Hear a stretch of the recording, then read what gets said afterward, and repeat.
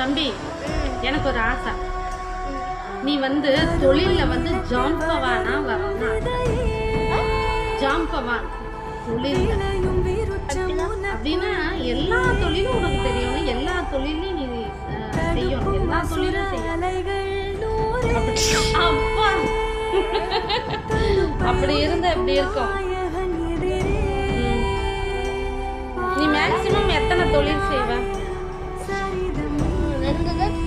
கண்டிப்பா செய்யணும். 2 கண்டிப்பா செய்வியா? என்னென்ன செய்வ? இந்த கடை இருக்குல்ல, இந்த கடை ஒன்று, அதுக்கப்புறம் அந்த கடையில் இருக்கிற திங்ஸ்லாம் கொடுக்கணும்.